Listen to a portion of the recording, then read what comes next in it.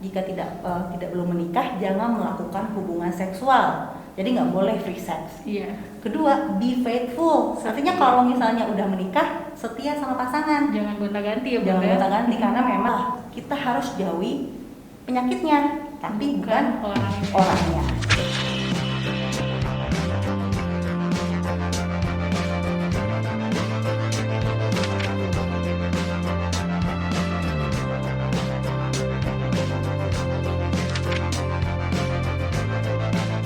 Hai sahabat di rumah, apa kabar? Semoga sehat ya hari ini. Yang sedang beraktivitas di luar rumah, jangan lupa untuk tetap jaga kesehatan ya.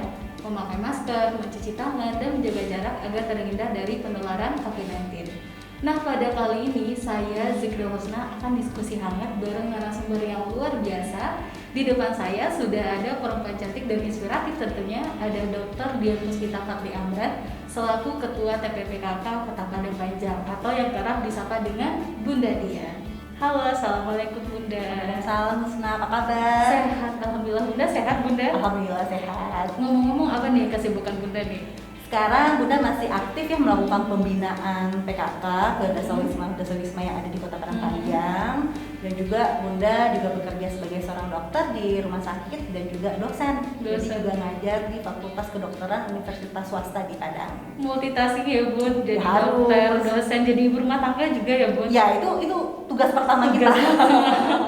Tapi Bunda luar biasa nih Bun, walaupun banyak kesibukan tapi hari ini gak hanya tampil cantik, Bunda tetap fresh, segar dan bersemangat. Bukti kalau sesibuk apapun tetap harus jaga kesehatan ya gitu ya Iya Bun? benar, dan juga jangan lupa kita karena kita lagi pandemi COVID-19, semua kegiatan kita harus sesuai dengan protokol kesehatan. Seperti saat sekarang ini ya, kita tetap bisa melakukan podcast walaupun kita tetap menggunakan masker dan juga menjaga jarak.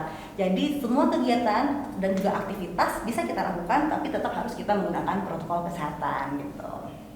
Nah Bunda dan juga sahabat di rumah, itu setiap tanggal 1 Desember kita memperingati World AIDS Day atau Hari AIDS Sedunia. Dan pada tahun 2030 Indonesia menargetkan mencapai eliminasi HIV/AIDS melalui program Trizero Bunda. Tidak ada lagi kasus penambahan HIV, tidak ada lagi kematian karena AIDS, dan tidak ada lagi diskriminasi terhadap ODA. Tapi tentunya untuk mencapai eliminasi tersebut kita harus memberikan edukasi tentang informasi-informasi yang valid mengenai HIV dan AIDS Bunda. Nah sekarang Husna mau dengar langsung nih dari Bunda, apa sih sebenarnya HIV dan AIDS itu Bunda? Jadi memang HIV AIDS itu merupakan suatu penyakit yang berbeda ya. Jadi kadang-kadang kita mempunyai satu persepsi kalau HIV itu sama dengan AIDS, padahal berbeda. Mungkin itu juga bisa disebabkan karena memang penggunaan yang selalu kita lakukan bersamaan ya, misalnya cerita di berita atau literatur atau koran ya, sering kan seperti insiden kasus HIV AIDS di Indonesia. Digandengin Jadi terus. digandengin terus, jadi seolah-olah HIV dan AIDS itu sama, padahal berbeda ya. Jadi HIV itu kepanjangan dari Human Immunodeficiency Virus. Jadi human manusia, imuno itu adalah sistem kekebalan tubuh kita, defisiensi kekurangan, dan virus. Jadi HIV itu merupakan virus yang menyerang sistem kekebalan tubuh manusia. Nah, kalau AIDS itu kepanjangan dari Acquired Immunodeficiency Syndrome. Nah, kalau sindrom itu adalah suatu kumpulan dari gejala penyakit yang disebabkan oleh penurunan sistem daya tahan tubuh yang disebabkan oleh infeksi dari virus HIV gitu. Jadi virus HIV ini dia akan menyerang sistem imun. Yang diserang itu biasanya namanya sel CD4. Nah, sel CD4 itu merupakan sel imun yang spesifik untuk melawan infeksi. Nah, di tubuh kita, di dunia ini ya, di kulit sendiri itu banyak jamur ya, ada jamur, ada bakteri ya yang flora normal. Kalau misalnya daya tahan tubuh menurun, itu bisa menyebabkan infeksi yang namanya infeksi oportunistik. Nah, itu yang terjadi pada pasien-pasien HIV stadium lanjut sehingga bisa menyebabkan terjadinya suatu AIDS gitu. Berarti HIV ini virusnya, Ya. AIDS itu adalah penyakitnya. Iya. Nah teman-teman udah jelas ya, berarti HIV itu virusnya dan AIDS itu penyakitnya. Sekarang Husna pengen tahu nih Bunda, apa sih penyebab orang itu terinfeksi virus HIV ini Bunda? Jadi kita bisa terinfeksi virus HIV jika kita memang tertular dari penderita HIV positif gitu ya. Jadi HIV itu bisa ditularkan pertama dari cairan tubuh.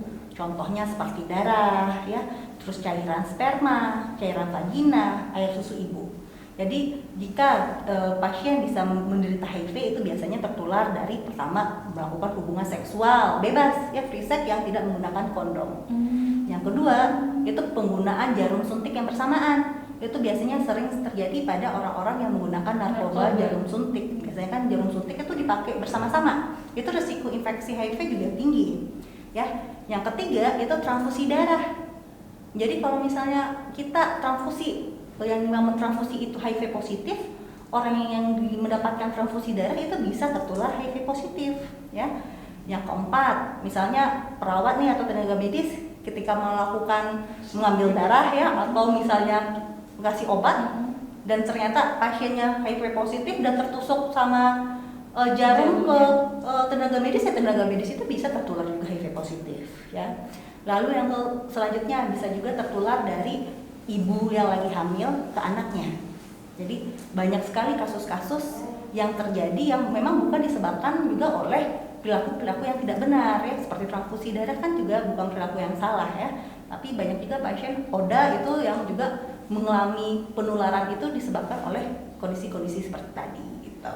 Berarti HIV itu berada di cairan tubuh manusia dan menular melalui cairan juga Bunda. Iya. Melalui perilaku beresiko kayak seks bebas, penggunaan jarum suntik yang nggak steril ya Bunda. Iya. Berarti kalau ada masyarakat yang bilang HIV itu menular melalui ciuman, air ludah, keringat itu salah ya Bun? Jadi kita nggak apa-apa kalau misalnya kita mau salahkan sama pasien ODA ya, ODA dengan HIV/AIDS gitu nggak masalah. Jadi memang tidak perlu pasien ODA itu kita diskriminasikan. Memang kita harus mencegah atau menjauhi penyakit, tetapi kita tidak boleh menjauhi ODA. Jauhi penyakitnya, bukan orangnya teman. Iya benar.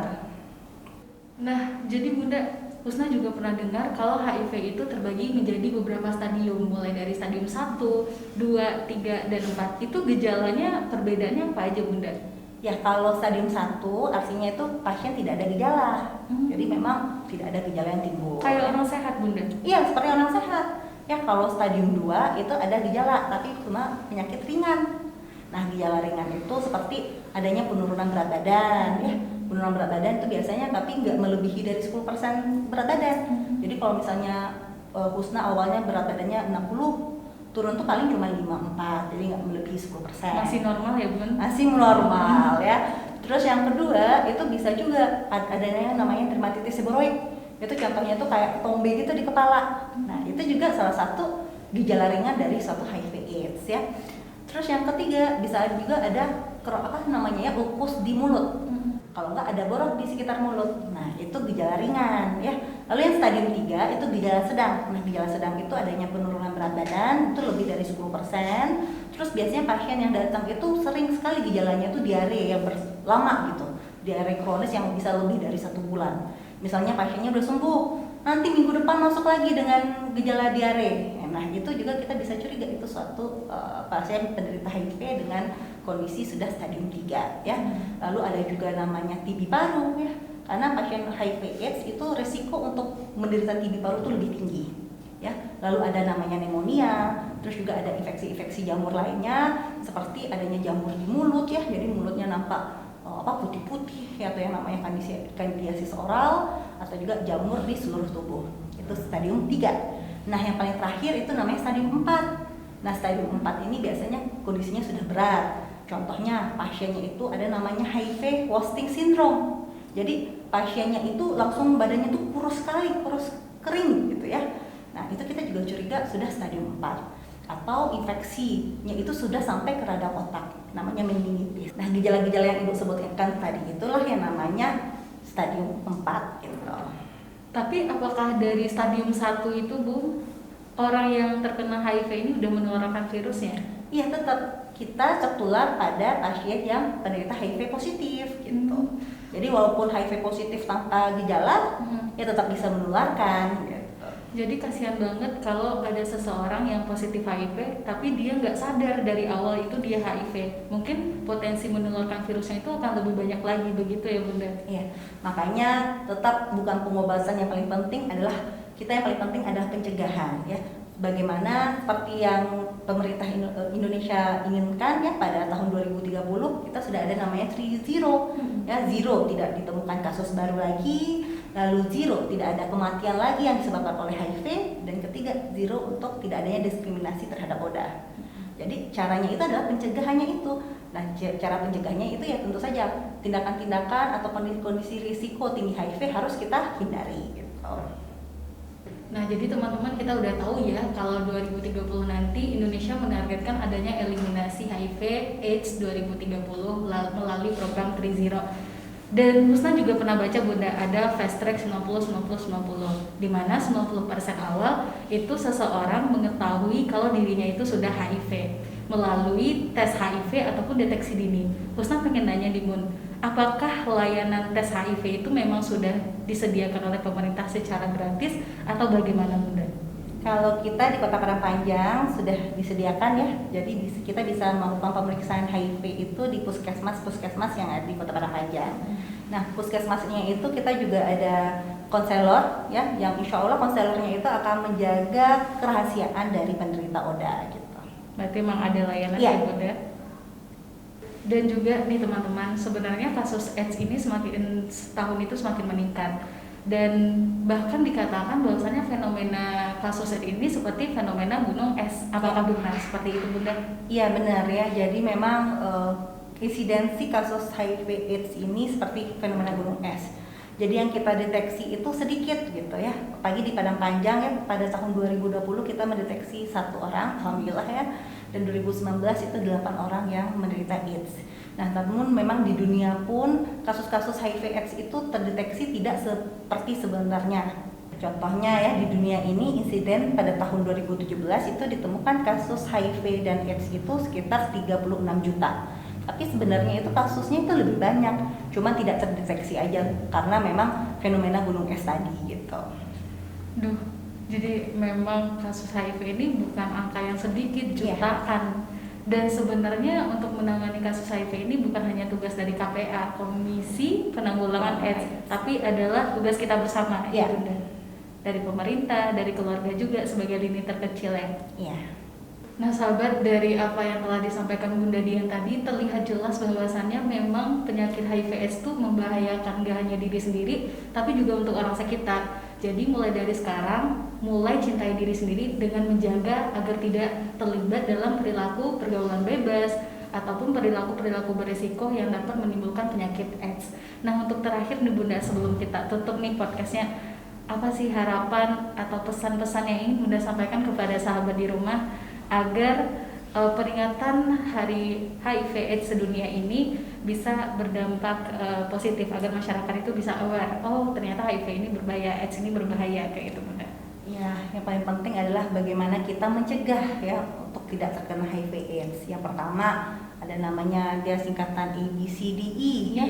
A, abstinence, artinya jika tidak belum menikah jangan melakukan hubungan seksual. Jadi nggak boleh free sex. Kedua, be faithful. Artinya kalau misalnya udah menikah, setia sama pasangan. Jangan gonta-ganti ya Bunda. Jangan gonta-ganti karena memang kebanyakan insidensi HIV/AIDS itu paling banyak itu memang pada laki-laki. Ya. Yang ketiga, C apa? Kondom. Jadi kalau misalnya mau melakukan hubungan seksual, sebaiknya kita menggunakan kondom. Ya. Yang D, don't eject. Kalau tidak menggunakan obat. Ya. Apalagi obat narkoba yang menggunakan jarum suntik. Jadi nggak boleh. Yang ke E apa? Equipment. Ya, equipment. Jadi kita kalau bisa menggunakan barang-barang kita sendiri. Jadi jangan menggunakan barang-barang yang kita tidak tahu apakah ini steril atau tidak. Apalagi barang orang lain. Jadi memang kalau bisa kita tetap menjaga dengan menggunakan barang kita sendiri. Nah, itu yang paling penting ya. Dan juga Ibu Bunda tetap ingatkan kepada adik-adik semua bahwa kita harus jauhi penyakitnya, tapi bukan orangnya. Itu penting sekali. Iya, dicatat ya teman-teman, harus jaga ABCD-nya. Terus untuk HIV/AIDS ini jangan jauhi orangnya, tapi jauhi penyakitnya. Tetap dirangkul ya Bunda para itu bersama. Karena kita sama-sama manusia ya. Iya. Oke, sahabat di rumah, terima kasih sudah menyaksikan podcast ini yang sangat informatif ini. Semoga di setiap tanggal 1 Desember peringatan Hari World AIDS Day bisa menambah kesadaran kita untuk selalu menjaga diri dari perilaku berisiko terhadap penyakit AIDS. Terima kasih sudah menyaksikan podcast ini. Saya Zikra Husna, pamit undur diri. Assalamualaikum warahmatullahi wabarakatuh.